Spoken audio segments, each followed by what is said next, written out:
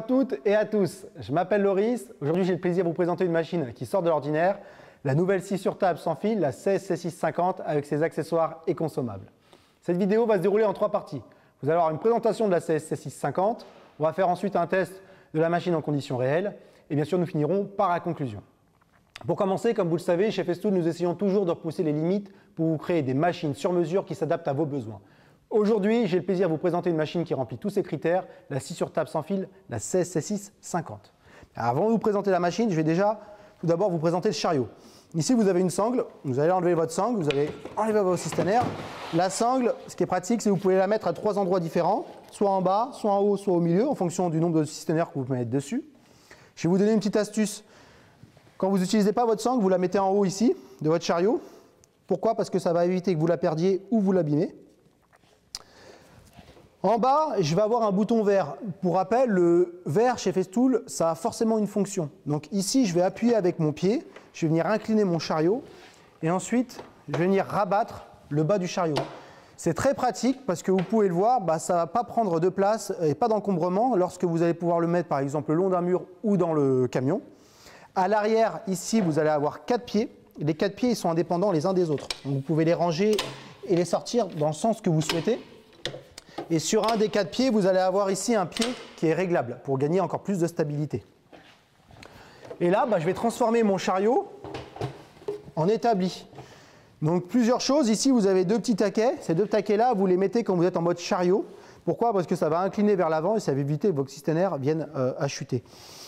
Vous allez les ranger en mode établi. Comme vous pouvez le voir, on est sur une configuration comme une table MFT, donc on va pouvoir mettre les serre-joints Festool. Si vous n'utilisez pas votre scie sur table CS650 mais une autre machine, vous pouvez sans problème l'utiliser comme établi. Vous avez une charge maximum dessus jusqu'à 100 kg, donc même des ports, plan de travail sans problème. Et ensuite, on va positionner nous ici notre scie sur table. Donc la scie sur table, comme vous pouvez le voir sur la table, elle va avoir des ronds. Ces ronds-là, ça va me permettre d'orienter ma machine dans le sens que je veux. Ici, vous avez des demi-ronds qui sont ici. Donc là, par exemple, je vais la mettre face à vous. Donc, je vais la positionner ici. Elle est stable, elle ne bouge plus. Et j'ai simplement à ouvrir de chaque côté les 2 boutons. Et là, je vais avoir accès à ma machine. Alors, on va positionner le cisternaire derrière pour que je puisse vous montrer en détail tous les accessoires. Comme vous pouvez le voir, tous les accessoires sont à l'intérieur du cisternaire. Comme ça, au moins, vous ne perdez rien et vous avez tout à portée de main. Vous allez avoir, pour commencer, la butée angulaire orientable à plus et moins 70 degrés. Vous allez avoir le petit couteau diviseur qui est déjà sur la machine, donc qui est plus petit que la hauteur de lame, qui va vous permettre de faire de la rainure, de la feuillure, etc. Vous allez avoir ici le couteau diviseur avec le capot de protection. Vous allez avoir la butée longitudinale. Vous aurez la possibilité de mettre toutes vos lames Festool, donc c'est exactement les mêmes lames que sur les TS60K, TSV60K, et bien sûr un sac récupérateur pour capter le maximum de poussière. Donc là, on va commencer par la butée longitudinale. Donc on va la mettre là, on va la placer. Ce qui est bien, c'est qu'il n'y a qu'un seul bouton de serrage, mais ça va serrer à l'arrière et à l'avant. Donc là, ça va vous permettre d'avoir une parallèle parfaite par rapport à votre lame. Vous pouvez ici tourner cette pièce-là pour travailler sur des pièces plus petites. Dans ces cas-là, vous allez avoir aussi sur le côté le bois de poussée. Comme ça, ça va vous permettre de travailler sur des petites pièces et d'être au plus loin de votre lame pour éviter tout risque de blessure grave. Vous allez avoir aussi l'extension de table. Donc pour l'extension de table, c'est très simple. Dans ces cas-là, vous allez avoir ce bouton vert en bas ici. Vous appuyez dessus, vous augmentez votre surface de table. Ensuite, de ce côté-là, vous avez le chariot coulissant. Donc ce chariot coulissant, il est verrouillé ici. Et là, vous le déverrouillez. Et là, vous avez un chariot coulissant bord de lame pour avoir encore plus de précision. Ensuite, sur le côté ici, j'ai un bouton que je vais déverrouiller. Je vais aller chercher ma butée angulaire que je vais placer ici. Et ensuite, je vais venir verrouiller. Et là, ça ne bouge plus. Ensuite, je vais orienter la butée angulaire. Je vais décaler ici. Et j'ai une petite astuce aussi, on a exactement mis une empreinte ici qui correspond à l'épaisseur de lame. Si vous avez une pièce de bois, vous avez pris votre marque sur votre pièce de bois, vous voulez couper, vous voulez mettre votre pièce de bois sur votre lame, là vous avez le repère ici, vous vous placez devant et là vous faites une coupe précise et rapide. Concernant le couteau diviseur, donc on a le deuxième couteau diviseur. Quand on range la machine, on est sur un mode parking, donc c'est un mode initial qui est réglé. Donc vous pouvez ranger la machine sans problème, mais elle a une deuxième fonction, c'est qu'elle va vous permettre de pouvoir changer votre couteau diviseur. En fait, à l'arrière, ici, vous avez une clé. Vous avez un trou à l'arrière, vous venez appuyer sur le bouton, et là, vous allez venir changer votre couteau diviseur hyper facilement. Donc ce que je vais faire, c'est que je vais le replacer dans le système pour ne pas le perdre. Je vais prendre l'autre couteau diviseur avec le système de capot de protection. Et là, j'ai simplement à venir ici, à le remettre ici, à venir clipser, et ça ne bouge plus. Par contre, si je suis sur une inclinaison, par exemple, à 30-45 degrés, je ne serai plus en face du bouton à l'arrière. Donc la deuxième astuce, c'est qu'ici, sur le côté, vous avez un petit cache qui va vous permettre plusieurs choses. Qui va vous permettre de changer la lame, ou si vous avez un morceau de bois qui est bloqué en dessous, mais ça vous permet aussi d'accéder au bouton qui est sur le côté, et donc là, de pouvoir enlever ce couteau diviseur-là de ce côté-là. Comme ça, ça vous permet de pouvoir changer de deux manières différentes.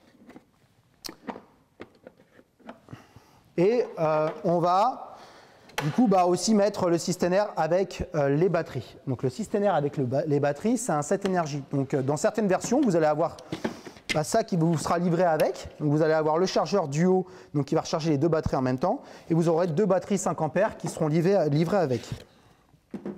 D'ailleurs, pour rappel, on a fait des tests sur l'autonomie de la machine, et on a réalisé à peu près 103 mètres de coupe linéaire avant que les deux batteries soient déchargées. Donc vous avez largement la capacité de pouvoir travailler toute une journée. Quand je suis dans cette configuration-là, si j'ai par exemple une pièce comme celle-ci et que j'ai besoin de la couper, la contrainte que je peux avoir, c'est que celle-ci vienne basculer. Dans ces cas-là, je vais simplement ouvrir à l'arrière et là, je vais avoir quelque chose de stable et j'ai aucun risque que ma pièce vienne chuter à l'arrière de ma machine. On va maintenant vous montrer les capacités de coupe avec une courte vidéo. Comme vous pouvez le voir, on peut couper en largeur 280 mm et on va pouvoir réaliser en coupe transversale des coupes de jusqu'à 450 mm. Vous avez des réglages prédéfinis sur votre butée angulaire de 30, 45, 60 et même 70 degrés pour gagner en précision et en rapidité. Donc ça, c'est hyper pratique. Et donc vraiment, vous avez des capacités de coupe réelles avec la machine. On va maintenant allumer ici sur le côté la machine et on va passer au panneau de contrôle si vous le voulez bien pour vous montrer comment cela fonctionne. Vous allez voir, c'est très simple. Vous allez avoir ici, en haut à gauche, le bouton pour régler la hauteur de coupe. D'accord? Donc vous pouvez aller jusqu'à 48 mm. Ensuite, vous allez pouvoir régler au dixième. Donc je vais rester par exemple appuyé sur le bouton. Donc si par exemple je suis à 27 et je vais aller à 28, je vais rester appuyé sur le bouton et là je vais pouvoir monter au dixième jusqu'à 28 mm. Ensuite en bas à gauche vous allez avoir l'inclinaison de l'angle. Je peux aller à moins 10 degrés et à plus 47. Si par exemple je vais à 47 degrés ici, ce qui est juste extraordinaire et formidable avec cette machine là, c'est qu'elle va auto-compenser la hauteur des 28 mm. Donc j'aurai plus ce réglage là à faire, elle va auto-compenser et garder les 28 mm. J'ai mon inclinaison à 45 et je peux faire ma coupe. Si c'est quelque chose que vous utilisez régulièrement, par exemple pour de la découpe là, sur un panneau de 19 en mélaminé, ce que vous pouvez faire, c'est qu'ici, sur l'afficheur, vous avez 4 endroits différents où vous pouvez enregistrer cette cote-là. Pour ce faire, vous allez appuyer deux fois simultanément, hop, donc une fois simultanément sur les deux boutons, et là, vous allez pouvoir l'enregistrer où vous le souhaitez. Dès lors que c'est enregistré, vous va rester enregistré dans la machine, même si vous l'éteignez, vous la rallumez, ça restera toujours en place. Si je vais revenir sur la position initiale, je vais redescendre tout en bas. Et là, j'ai un mode P, qui veut dire parking. Donc, ça va revenir sur la cote qu'on avait juste avant. Et donc, je vais venir rester appuyé dessus. Vous allez voir, la lame va revenir en position initiale. Donc, c'est juste hyper simple et hyper rapide à mettre en place. Ensuite, on va vous parler un petit peu du menu. Alors, pour le menu, pour y aller, il faut appuyer deux fois sur le bouton. Vous appuyez deux fois sur le bouton et vous allez avoir plusieurs choses. Vous allez avoir le changement de régime, vous allez pouvoir calibrer votre angle de coupe et votre hauteur de coupe.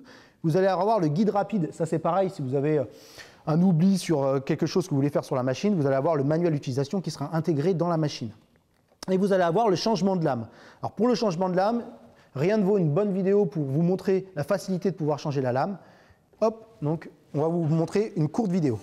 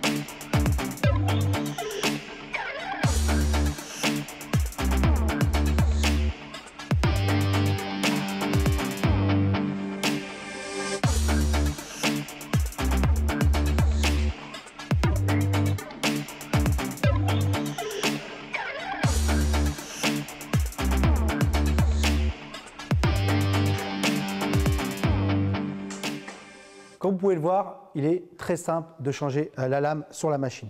On va passer à la démonstration. Pour la démonstration, je vais couper une lame de parquet.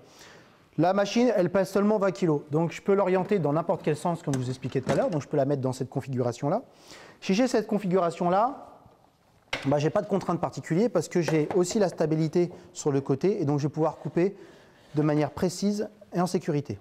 Par contre, si je fais une inclinaison, par exemple, on va dire à 30 degrés, ce qui peut se passer, c'est que là, j'ai ma lame qui reste dans le vide ici. Dans ces cas-là, tout a été pensé chez Festool pour pouvoir prendre la machine et venir aussi l'orienter dans ce sens-là. Et là, je vais être dans une configuration comme ça, comme ceci, où je vais pouvoir faire ma coupe de cette manière en ayant vraiment la stabilité à gauche pour ma lame. J'ai branché dessus, à l'arrière de la machine, l'aspirateur CTC-M MIDI. Donc c'est notre aspirateur sur batterie. Celui-ci est déjà doté de la technologie Bluetooth. Donc pour rappel, les batteries que vous allez commander avec votre machine-là seront directement des batteries en Bluetooth. Dès lors que je vais appuyer moi sur l'interface, sur le devant de l'aspirateur, sur le mode Bluetooth, et que je vais allumer ma machine, l'aspiration va se déclencher.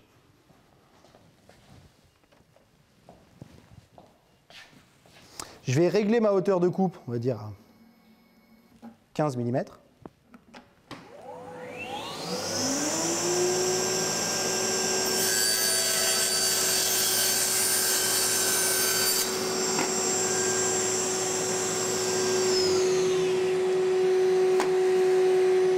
Comme vous pouvez le voir, vous avez une coupe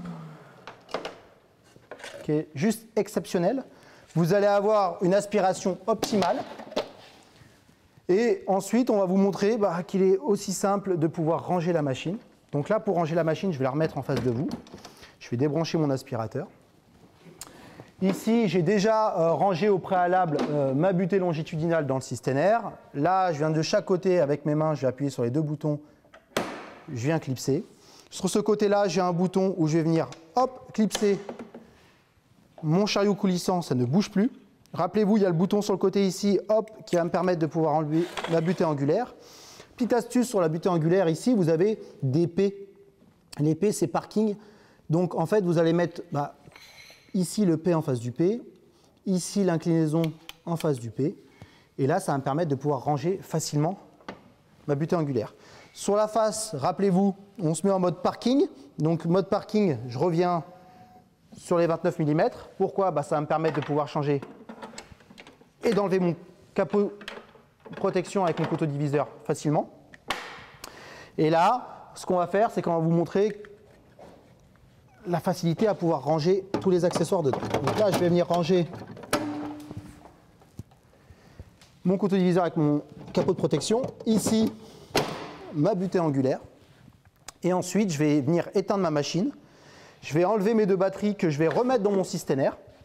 Pourquoi? Parce que dans le systénaire, vous avez l'emplacement de ranger 4 batteries. De 1, au moins vos batteries ici restent protégées et restent à leur emplacement initial.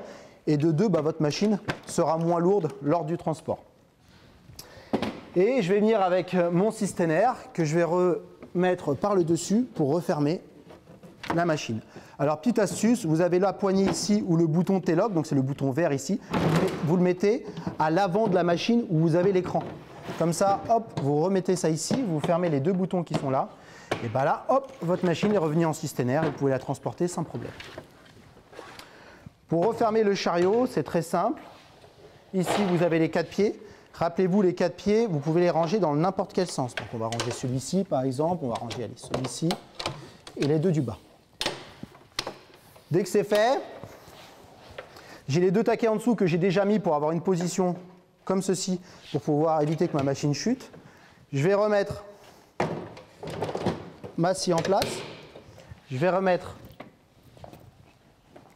mon set énergie par le dessus. Si vous avez d'autres machines sur votre chantier, n'hésitez pas, vous pouvez en mettre, comme je vous expliquais tout à l'heure, jusqu'à 100 kg.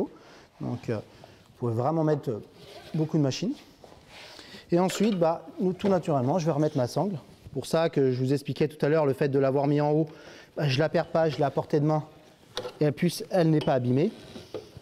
Et là, vous êtes dans une configuration idéale pour pouvoir repartir du chantier ou de l'atelier sur le chantier avec votre machine, comme ceci.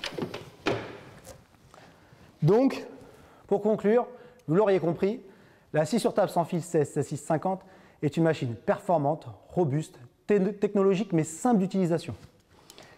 Elle vous facilite la vie sur tous les aspects, que ce soit transport, encombrement, réglage, calcul et autonomie. Elle est un allié fiable pour vous. J'espère que cette présentation vous a plu. Retrouvez tous les produits sur notre site internet www.festool.fr ou bien via l'application Festool Order. Vous trouverez aussi tous les liens des produits présentés dans la description de la vidéo. Merci pour votre écoute et puis je vous dis à très bientôt pour une prochaine vidéo. Au revoir.